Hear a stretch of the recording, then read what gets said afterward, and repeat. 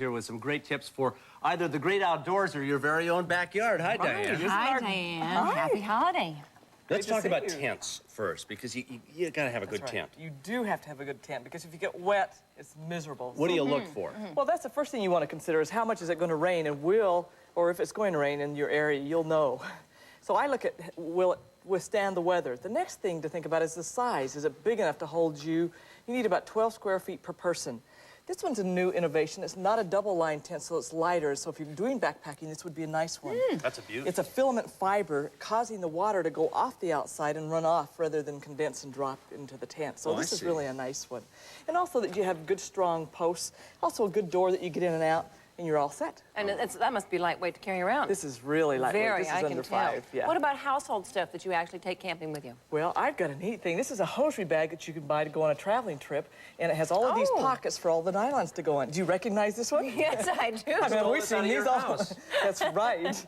But here are first aid items, some steel wool batteries, some pins. On this side is everything, the kitchen utensils. Oh, the tablewares, how great. So, you know, this is nice to have in the closet. You go out in your backyard to camp, you put it out there, you go on a camping trip, a picnic, you grab this, and you're all set. Save all those trips indoors, sure, it's great. You know what else you need when you're camping? Warmth, the heat of the fire. Yes. And that is a challenge, Rob. Come on down, let me show you, or come on over here and let me show you what you can do. This is a nice one to start your fire. I know you've always wondered what to do with the lint from your dryer. You know, as you throw that out, you think there must be a good use for this. I was gonna make a sweater out of it someday. You were? Yeah, but maybe it's not as good. Well, I heard you put it in your ears, too. Right, I do. Sometimes I do. Yeah.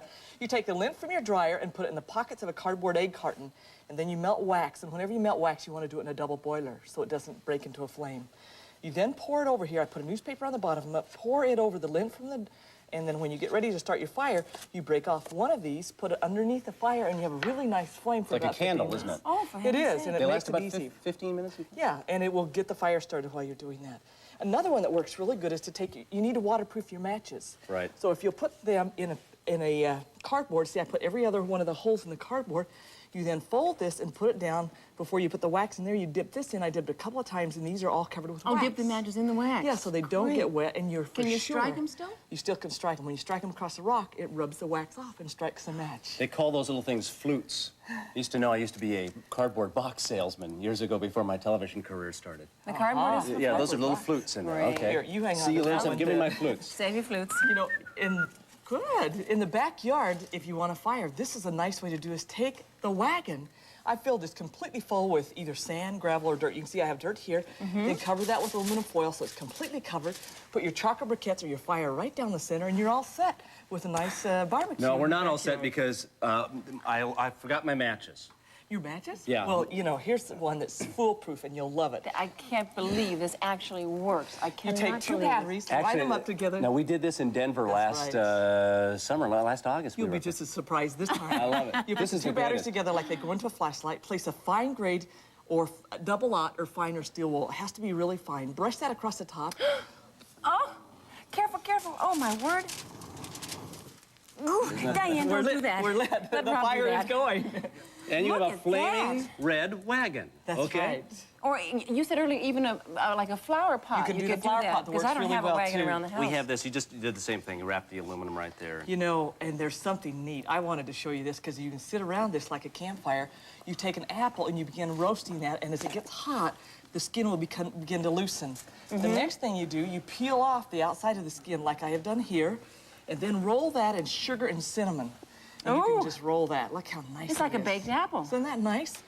Then, and here's one I've already done for you, Rob. You put that back over right by the coals and let that kind of drip down. You can see it's like an apple pie on the end of a stick. And then when you get ready to eat it, you pull this off, let it cool down, because remember, that's when the sugar melts, it caramelizes on the outside with the cinnamon. Cut me off a You little just swath slice there, off a would you? piece, Oh. and there you go, Rob.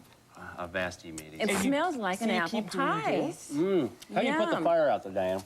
Well, you take water like this, and you always, instead of pouring the bucket of it on, these are great. you just sprinkle it on.